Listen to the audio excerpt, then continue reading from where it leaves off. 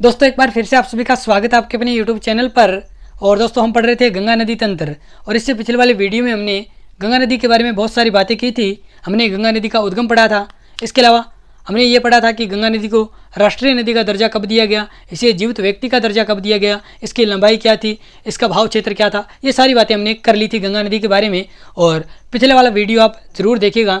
ठीक है, आज हम क्या पढ़ेंगे, तो आज हम गंगा नदी की सहायक नदियाँ पढ़ेंगे, और उसमें यानी कौन सी नदियाँ पढ़ेंगे, तो हम ऐसी नदियों के बारे में पढ़ेंगे जो गंगा नदी में बाईं ओर से मिलती है। ठीक है, और ये चित्र जो मैंने बना रखा है ये गंगा नदी का है। अभी मैं आपको एक्सप्लेन करूँगा ये चित्र मैंने किस प्रकार बनाया है। ठीक है, आपके समझ में आ जाएगा। तो इसी चित्र पर हम चलते हैं, और आज का जो ये वीडियो है हमारा, उसमें हम गंगा नदी की सहायक नदियाँ पढ़ेंगे। ठीक है, बाईं ओर से आने वाली। तो इसलिए मैं आपसे पहले ही कह देता हूँ, ये जो मैं चित्र बनाऊँगा ये आप समझने की कोशिश कीजिएगा, और ये जो मैं आपको आज पढ़ा रहा हूँ ये नोट्स आपको टेलीग्राम चैनल पर मिल जाएंगे इसी चित्र सहित। ठीक है, तो वहाँ से आप नोट्स बना लेना देख के, लेकिन यहाँ पे आप ज़्यादा से ज़्यादा समझने की कोशिश है वो कीजिएगा। ठीक है, तो एक बार इस हम चित्र को देख लेते हैं, फिर मैं आपको गंगा नदी की सहायक नदियों के बारे में पढ़ाऊँगा। और एक प्रकार से हम देखें कि गंगा नदी है वो इस प्रकार बह रही है। ठीक है, क्योंकि इस इधर ही बह रही है, तो मैं इसके सामने यानी इसी दिशा में मुँह करके खड़ा हो जाता हूँ। तो ये मेरा जो ऊपरी भाग है, यानी गंगा नदी की जो ऊपरी साइड है, या फिर ये मेरा जो हैंड है वो कौन सा है, लेफ्ट हैंड। इसका मतलब जो ऊपर से आने वाली नदियाँ हैं, यानी जो इधर से सारी नदियाँ आएंगी गंगा में, वो होंगी गंगा की बाईं ओर से आने वाली नदियाँ, यानी गंगा में बाईं ओर से मिलने वाली नदियाँ। और जो इधर वाला मेरा हैंड है, ये कौन सा हैंड है, राइट हैंड। तो इसका मतलब जो नीचे से नदियाँ आएगी वो कहलाएगी गंगा में दाईं ओर से मिलने वाली नदियाँ। ठीक है, तो आज हम बाईं ओर से मिलने वाली नदियों के बारे में पढ़ेंगे, और ये चित्र मैं आपको एक्सप्लेन कर देता हूँ जल्दी से। तो हमने पिछले वीडियो में पढ़ा था कि मुख्य रूप से दो नदियाँ, एक अलकनंदा और दूसरी भागीरथी, दोनों जब देवप्रयाग में मिलती है तो आगे जो नदी निकलती है वो गंगा के नाम से निकलती है। तो इसका मतलब ये एक जो धारा है वो कौन सी है, अलकनंदा, यानी अलकनंदा नदी है। और ये दो दूसरी नदी है ये आपकी कौन सी है, भागीरथी। यहाँ पे मैं बी लिख रहा हूँ क्योंकि बोर्ड पे जगह कम है और आपको ये चित्र समझाना है मुझे। ठीक है, तो यहाँ पे मैं सिंबल लिख रहा हूँ, जैसे अलकनंदा ए लिख दिया, ठीक है, भागीरथी वी लिख दिया। तो ये दोनों नदियाँ कहाँ पे मिलती हैं, देवप्रयाग। ठीक है, और इसके बाद में ये जो आगे की नदी है वो कहलाती है गंगा। और गंगा नदी हरिद्वार में, यहाँ पे आप लिखना चाहें तो लिख सकते हैं, हरिद्वार में ये पहली बार मैदानों में प्रवेश करती है। ये भी मैंने आपको पिछले वाले वीडियो में बताया था। ठीक है, इसके बाद में देखिएगा गंगा नदी है, इसका भाव क्षेत्र देखते हैं कि ये किन किन राज्यों में बहती है। तो सबसे पहले इसका उद्गम होता है उत्तराखंड से। ये यूके लिखा हुआ है, मैंने यहाँ पे लिखा हुआ है।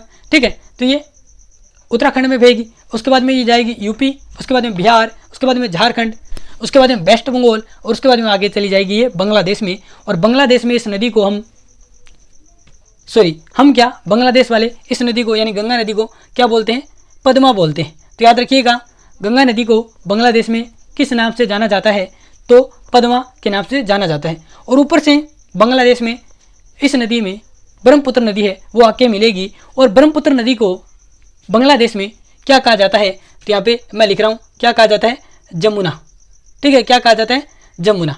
तो इस प्रकार देखिएगा गंगा को बांग्लादेश में पद्मा, ब्रह्मपुत्र को बांग्लादेश में जमुना कहा जाता है। और ये जब दोनों नदियाँ मिलती है तो उसके बाद में इन दोनों नदियों के मिलने से आगे एक नदी है, यही नदी है, इसको आगे मेघना कहा जाता है। ठीक है, यानी जब ब्रह्मपुत्र और गंगा मिल जाती है उसके बाद में इसको आगे मेघना के नाम से जाना जाता है। इसके बाद में ये विश्व के सबसे बड़ा जो डेल्टा है गंगा ब्रह्मपुत्र डेल्टा, उसका निर्माण करती है। यहीं पे आपका जो सुंदरबन डेल्टा है वो स्थित है। ठीक है, यानी सुंदरबन डेल्टा के नाम से ये जाना जाता है, और ये विश्व का सबसे बड़ा डेल्टा है।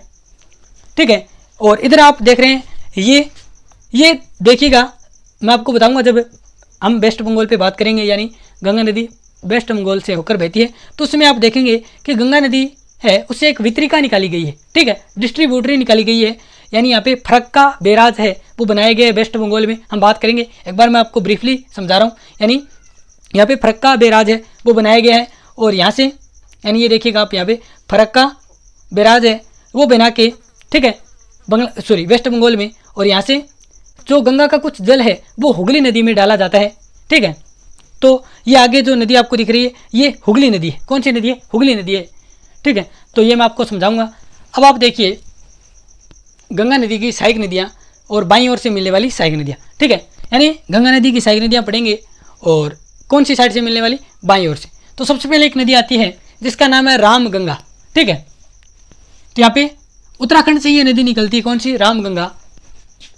एक बार आप चित्र के माध्यम से समझिए, ठीक है। नोट्स आपको टेलीग्राम चैनल पे मिल जाएंगे और ये चित्र भी जो मैं बना रहा हूँ ये भी आपको मिल जाएगा, तो वहाँ से आप आसानी से लिख लीजिएगा। तो ये जो पहाड़ियाँ हैं उत्तराखंड में, इन पहाड़ियों का नाम है दूधा टोली।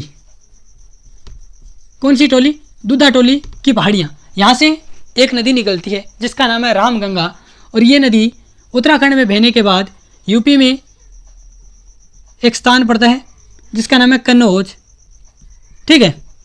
और कन्नौज का नाम आपने इतिहास में सुना होगा, कन्नौज का जयचंद गढ़वाल, ठीक है, जिसका विवाद था पृथ्वीराज चौहान के साथ, वो आपने पढ़ा होगा। तो यहाँ पे कन्नौज में आके ये नदी, कौन सी नदी, रामगंगा नदी, रामगंगा नदी है, वो गंगा में मिल जाती है। यानी ये नदी दूधा टोली पहाड़ी उत्तराखंड से निकलती है और कन्नौज जो कि यूपी में एक स्थान है वहाँ पे आके गंगा में मिल जाती है। ये तो सामान्य सी बातें हैं, लेकिन इस नदी के बारे में दो चीज़ें हैं वो बहुत ही इंपॉर्टेंट है, याद रखिएगा।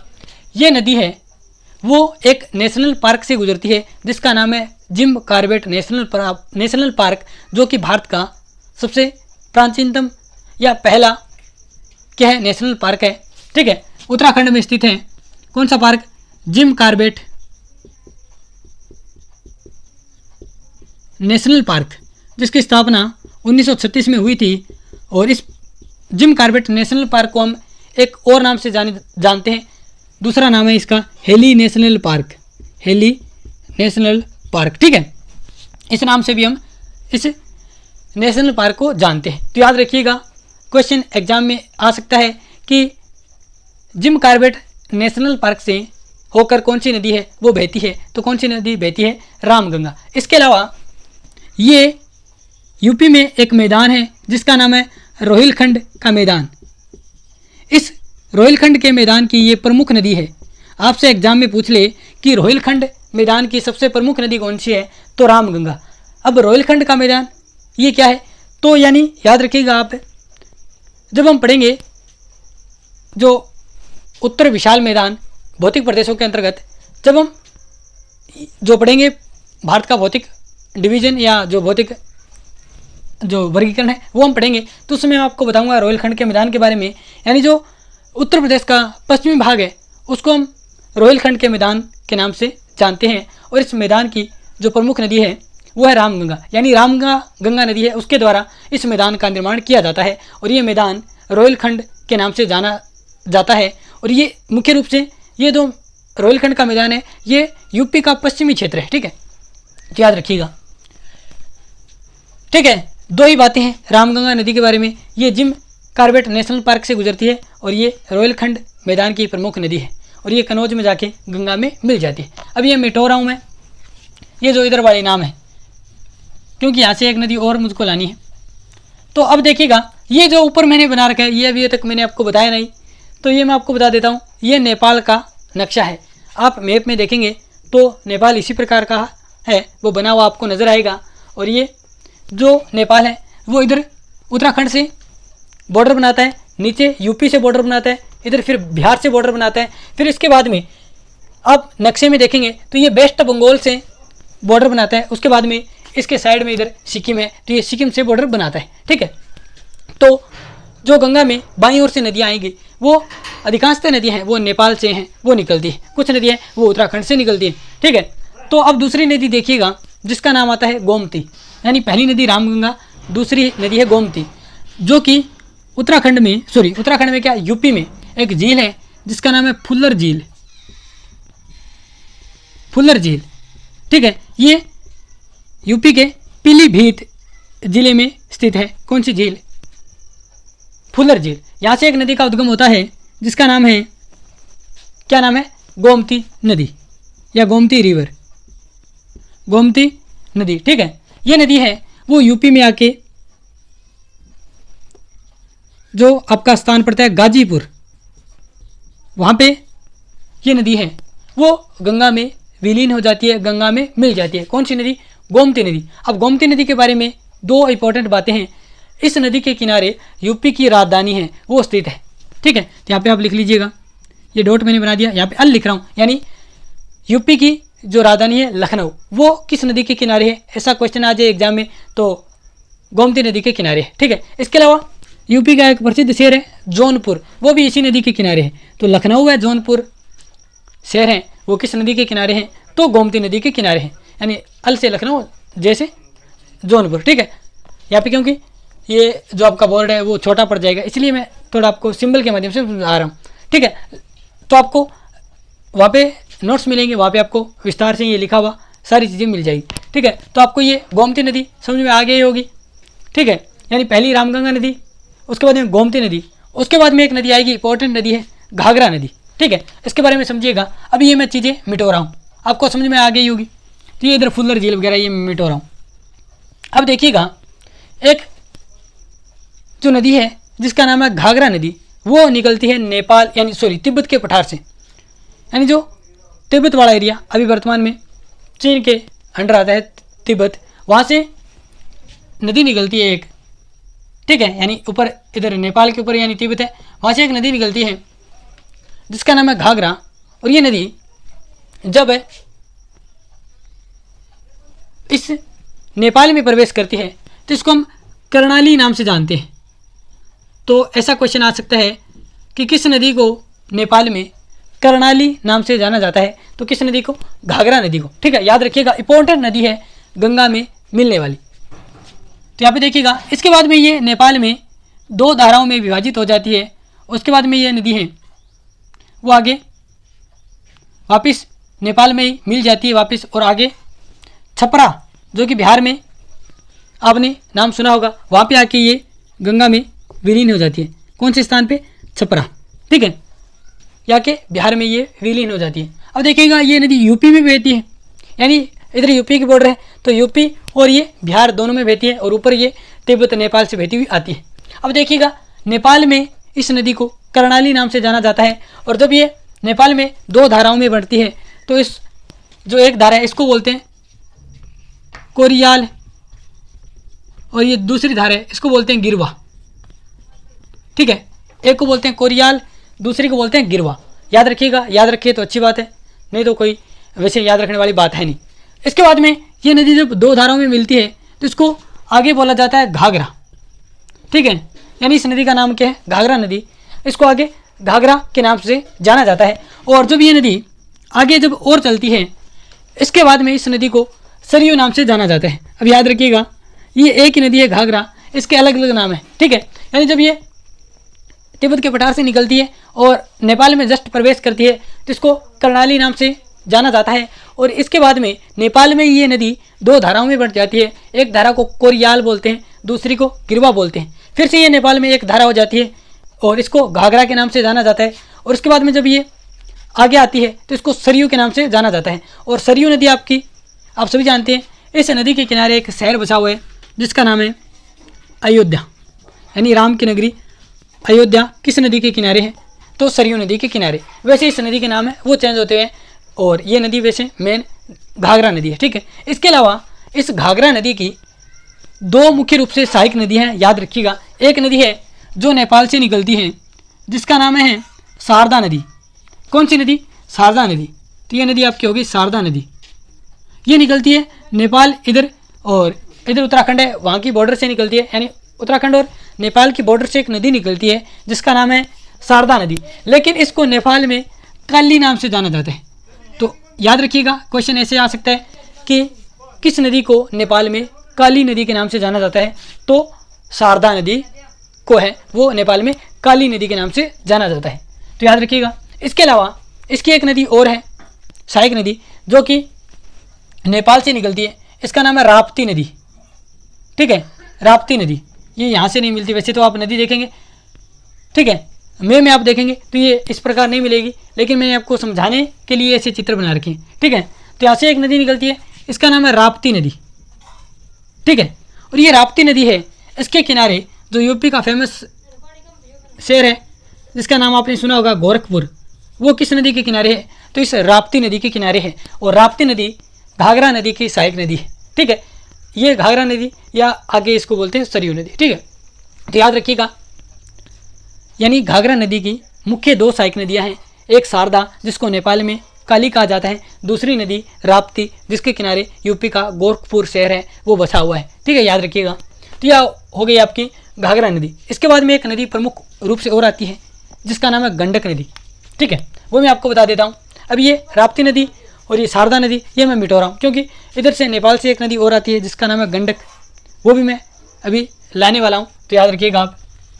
अब देखिएगा यहाँ पे ये सारी चीज़ें मैं मिटो रहा हूँ, यानी ये आप नदी याद रखिएगा कौन सी है, घाघरा। इसके किनारे अयोध्या बसा हुआ है, इसकी एक सहायक नदी है जिसका नाम है राप्ती, जिसके किनारे गोरखपुर है, इधर अयोध्या है, ठीक है। तो याद रखिएगा ये गोरखपुर, ये अयोध्या। अब देखिएगा एक नदी आती है जिसका नाम है, क्या नाम है, गंडक, ठीक है। गंडक नदी जो कि नेपाल में एक ग्लेशियर है जिसका नाम है नुसियन ग्लेशियर, नुसियन इमानी, ठीक है, नुसियन ग्लेशियर। नुसियन ग्लेशियर से एक नदी निकलती है जिसका नाम है गंडक नदी, और ये आके आपकी बिहार में आके सोनपुर जो कि हाजीपुर के पास है, सोनपुर, वहाँ पे आके है वो बिहार में गंगा में मिल जाती है। कौन सी नदी, कौन सी नदी, गंडक नदी। तो यहाँ पे मैं लिख रहा हूँ ये कौन सी नदी है, गंडक नदी।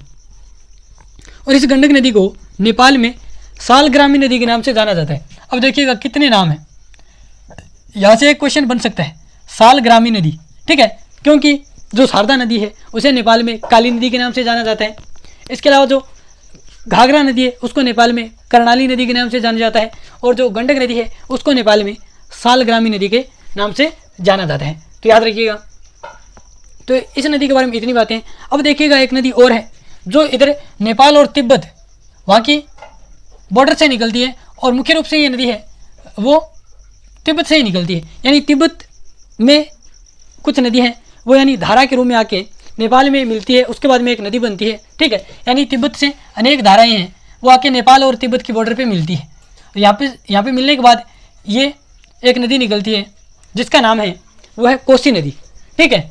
कोसी नदी है जो बिहार में आके मिल जाती है, कहाँ पे, गंगा में। तो याद रखिएगा, ठीक है। ये पटना के पास है, वो आके इसमें जो स्थान पड़ता है कुर्सेला, कौन सा स्थान पड़ता है, कुर्सेला, वहाँ पे आके ये मिल जाती है, ठीक है। यानी कुर्सेला बिहार में एक स्थान पड़ता है, वहाँ पे आके कौन सी नदी, कोसी नदी आके गंगा में मिल जाती है। तो ये सालग्रामी नदी है वो मैं मिटा रहा हूँ।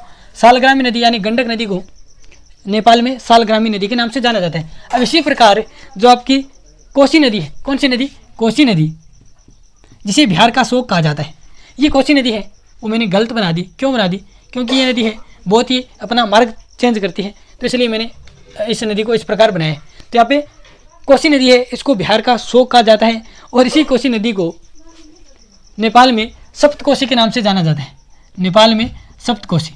और बिहार में जब ये प्रवेश करती है तो इसको कोसी के नाम से जाना जाता है। तो यहाँ पे लिख लीजिएगा बिहार, और यहाँ पे नेपाल, क्योंकि नेपाल में इस नदी को सप्तकोशी के नाम से जाना जाता है। और ये नदी मैंने आपको बताया था कि तिब्बत से कुछ धाराएं आती है, नेपाल और तिब्बत की बॉर्डर पे ये धाराएं मिलती है, उसके बाद में ये नदी निकलती है। तो ये जो धाराएं हैं उनमें मुख्य रूप से तमूर, अलग अलग धाराएं हैं इसी कोसी के नाम पे, तमूर कोसी, दूध कोसी, अरुण कोसी, तमूर कोसी, बहुत सारी ऐसी जो धाराएं हैं, जिन नदियाँ हैं, छोटी छोटी नदियाँ, इनके नाम है जैसे तमूर कोसी, दूध कोसी, अरुण कोसी, ठीक है, सुन कोसी। ये जो धाराएं हैं वो मिलती है नेपाल और तिब्बत की बॉर्डर पर, और बाद में ये नदी निकलती है कोसी के नाम से, जिसे नेपाल में सप्तकोशी कहा जाता है, और बिहार में आने के बाद इसको कोसी के नाम से जाना जाता है, और ये आके कुर्सेला में मिल जाती है। और मैं बार बार आपको कह रहा हूँ, आप समझने की कोशिश कीजिए इस मैप को, और ये मैप आपको वैसे का वैसा नोट्स सहित, यानी ये सारी नदियाँ हैं वो पहले तो मैंने लिखी है अलग से, उसके बाद में चित्र के माध्यम से भी आपको समझाया, तो आपको कहीं भी यानी ज़रूरत नहीं है, आप नोट्स में जाके देख लेना, आपको समझ में आ जाएगा। यहाँ समझ में नहीं आ रहा है, यहाँ तो समझ में आ रहा है क्योंकि मैं समझा रहा हूँ आपको, ठीक है। वहाँ पे आप जैसे ही पढ़ेंगे तो आपको नोट्स में जो भी बातें लिखी हुई होंगी वो आपको एक एक समझ में आएगी, क्योंकि यहाँ पे आपने समझा है, ठीक है। वीडियो थोड़ा लंबा हो रहा है तो आप पूरा इसको देखिएगा, क्योंकि मैं आपको समझा रहा हूँ, ठीक है, बहुत ही शानदार तरीके से। तो अब याद रखिएगा, नेपाल में कोसी नदी को सप्तकोशी के नाम से जाना जाता है, और बिहार में जब आती है तो इसको कोसी के नाम से जाना जाता है। और कहते हैं कि ये जो नदी है ये गंगा में सर्वाधिक अवसाद लाती है, यानी जो कचरा वगैरह है अपरदन के माध्यम से ये सबसे ज़्यादा अवसाद लाती है गंगा नदी में। और सबसे ज़्यादा जल भी यही नदी लाती है, किस नदी में? गंगा नदी में। तो आपसे पूछ लिया जाए कि सर्वाधिक अवसाद गंगा में सर्वाधिक अवसाद और जल लाने वाली कौन सी नदी है? तो कौन सी नदी है? कोसी नदी। और ये नदी है, इसमें बहुत सारा अवसाद होने के कारण और इसका जल है वो बहुत अधिक होने के कारण ये नदी है वो अपना मार्ग है वो बदलती रहती है, ठीक है। इस कारण बिहार में बहुत ज़्यादा बाढ़ आती है। इस कारण इस नदी को बिहार का शोक के नाम से जाना जाता है, तो याद रखिएगा। इसके बाद में एक नदी आती है जिसका नाम है महानंदा, ठीक है। और महानंदा की विशेषता है कि ये गंगा नदी में बाईं ओर से मिलने वाली अंतिम नदी है, ठीक है। आपसे ऐसा पूछ लिया जाए कि गंगा नदी में बाईं ओर से मिलने वाली अंतिम नदी कौन सी है, तो आपकी महानंदा, ठीक है। महानंदा जो कि दार्जिलिंग की पहाड़ियों से निकलती है, ये मैं मिटा रहा हूँ। दार्जिलिंग पहाड़ियाँ जो कि आपकी वेस्ट बंगाल में है, कौन सी पहाड़ियाँ? दार्जिलिंग पहाड़ियाँ, ठीक है। ये दार्जिलिंग की पहाड़ियाँ हैं वेस्ट बंगाल में। यहाँ से एक नदी निकलती है जो बिहार में जाती है। और ये आप देखिएगा, आप मैप में देखेंगे तो बिहार और जो वेस्ट बंगाल है उसकी बॉर्डर टच होगी, झारखंड बीच में नहीं आएगा, ठीक है। तो इधर देखिएगा ये बिहार में जाती है, उसके बाद में वेस्ट बंगाल में जाके ये है, वेस्ट बंगाल में नहीं, ये वेस्ट बंगाल से बहती हुई बांग्लादेश में जाएगी। और बांग्लादेश का एक स्थान है नवाबगंज, वहाँ पे जाके ये गंगा में मिल जाएगी। और गंगा को बांग्लादेश में किस नाम से जाना जाता है? पद्मा, ठीक है। तो याद रखिएगा, ये हो गई आपकी महानंदा। महानंदा की विशेषता यही है कि ये नदी गंगा में बाईं ओर से मिलने वाली अंतिम नदी है, तो याद रखिएगा। अब देखिएगा, ये जो भित्रिका मैं आपको समझा रहा था, तो ये जो आपको बांध दिख रहा है, यानी वेस्ट बंगाल में एक बांध बनाया गया है जिसका नाम है फरक्का बांध, फरक्का बैराज, ठीक है। यहाँ से जो हुगली नदी है जो कि वेस्ट बंगाल के मुर्शिदाबाद जिले के गुरिया नामक स्थान से निकलती है, ठीक है। यानी इसका जो मूल स्रोत है, हुगली नदी का प्राकृतिक स्रोत है वो तो है, यानी इसका उद्गम है वो तो है वेस्ट बंगाल का मुर्शिदाबाद जिला, और वहाँ पे कोई गुरिया नाम का स्थान है वहाँ से। लेकिन इस नदी में, यानी हुगली नदी में, या हुगली नदी को हम भागीरथी नदी भी बोलते हैं, इस नदी में जो जल यानी अधिक जल आता है, यानी अधिकांशतः जल है वो गंगा नदी से आता है। यानी यहाँ पे फरक्का बैराज बनाया है, उसके बाद में गंगा नदी का जो जल है वो हुगली नदी में डाला गया है। और इस गंगा नदी का जब जल हुगली नदी में डाला जाता है तो इसके जो अवसाद हैं इनको ये आगे ले जाती है बंगाल की खाड़ी की ओर। हुगली नदी में जब गंगा नदी का जल डाला जाता है तो जो हुगली नदी के तल में अवसाद जमे होते हैं वो सारे जाके बंगाल की खाड़ी में गिर जाते हैं। तो याद रखिएगा, हुगली नदी जिसका प्राकृतिक स्रोत देखें तो मुर्शिदाबाद जिला है वेस्ट बंगाल का, वहाँ पे गुरिया नामक स्थान है, वहाँ से इसको थोड़ा जल मिलता है, लेकिन अधिकांश जो जल है वो किससे मिलता है? गंगा नदी से। तो याद रखिएगा। और हुगली नदी मुख्य रूप से इंपॉर्टेंट है क्योंकि इस नदी पर बंदरगाह बने हुए हैं। एक बंदरगाह है जिसका नाम आपने सुना होगा, हल्दिया बंदरगाह, ठीक है। ये कौन सा बंदरगाह है? हल्दिया बंदरगाह, यहाँ पे बना हुआ है। इसके अलावा जो वेस्ट बंगाल की राजधानी कोलकाता शहर है वो भी इस नदी यानी हुगली नदी के किनारे बसा हुआ है। और यहाँ पे कलकत्ता पोर्ट भी है, कोलकाता पोर्ट भी है, ठीक है। तो यानी कोलकाता बंदरगाह और हल्दिया बंदरगाह किस नदी पर स्थित है? तो हुगली या भागीरथी नदी, ठीक है। इसको भागीरथी भी बोलते हैं, तो याद रखिएगा। और उसके बाद में ये आगे नदी सागर द्वीप के पास बंगाल की खाड़ी में गिर जाती है, ठीक है। अब देखिएगा, एक तो गंगा नदी की वितरिका है हुगली नदी जो जाके बंगाल की खाड़ी में गिरती है सागर द्वीप के पास, और एक बांग्लादेश में ये नदी गंगा नदी एंटर करती है, इसको पद्मा नाम से जाना जाता है। ऊपर ब्रह्मपुत्र नदी है वो बांग्लादेश में एंटर करती है तो उसको जमुना नाम से जाना जाता है, और दोनों नदियाँ मिल जाती है। उसके बाद में इसको मेघना कहा जाता है, और ये नदी है आगे बे ऑफ बंगाल या बंगाल की खाड़ी में गिर जाती है। इस प्रकार ये जो डेल्टा बनता है इधर हुगली नदी का और ये जो गंगा ब्रह्मपुत्र नदी का डेल्टा, तो ये दोनों डेल्टा मिल जाते हैं और ये एक विशाल डेल्टा का निर्माण होता है, विश्व का सबसे बड़ा डेल्टा सुंदरबन डेल्टा, ठीक है।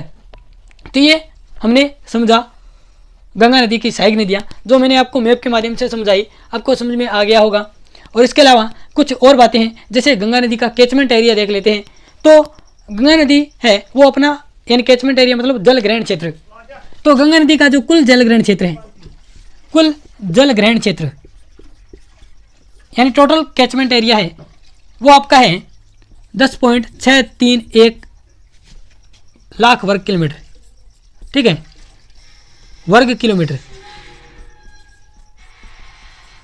यानी 10.63 लाख वर्ग किलोमीटर इस नदी का कुल जल ग्रहण क्षेत्र है। जल ग्रहण क्षेत्र का मतलब यानी ये नदी कहाँ कहाँ से जल ग्रहण करती है। यानी अब गंगा नदी आप देखेंगे तो मैंने आपको बताया था इधर गंगोत्री हिमनद है, वहाँ से ये जल ग्रहण करती है। अलकनंदा संतोपत ग्लेशियर से निकलती है तो ये यहाँ से जल ग्रहण करती है। इसके अलावा रामगंगा दूधाटोली पहाड़ी से निकलती है। यानी गंगा नदी व उसकी जो सहायक नदी हैं उनके द्वारा जहाँ जहाँ से जल ग्रहण किया जाता है उसको हम बोलते हैं जल ग्रहण क्षेत्र, ठीक है। यानी ये गंगा नदी तंत्र का हिस्सा है। जैसे हमने रामगंगा नदी पढ़ी, गोमती पढ़ी, उसके बाद में घाघरा पढ़ी, गंडक पढ़ी, कोसी पढ़ी, महानंदा पढ़ी, ये गंगा नदी की क्या है सहायक नदियाँ, और इनके द्वारा क्या है एक प्रकार से हम कह सकते हैं कि गंगा नदी तंत्र का निर्माण किया जाता है। तो इसलिए जो इन नदियों का जल ग्रहण क्षेत्र है वही गंगा नदी का जल ग्रहण क्षेत्र है, और गंगा नदी का कुल जल ग्रहण क्षेत्र है वो 10.631 लाख वर्ग किलोमीटर है, और ये भारत की सबसे बड़ी नदी है। किस प्रकार देखें तो इसका जो जल ग्रहण क्षेत्र के आधार पर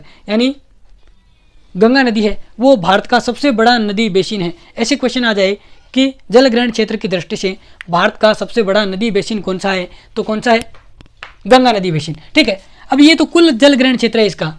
अब भारत में इसका जल ग्रहण क्षेत्र कितना आता है, यानी जल ग्रहण क्षेत्र जो कि इसका भारत में है वो आप देखिएगा वो आपका है वो है 8 पॉइंट समथिंग है, ठीक है, यानी 8 पॉइंट समथिंग है, वो भी मुझे याद नहीं आ रहा है, ठीक है, मैं आपको बता दूंगा, नोट्स में आपको मिल जाएंगे।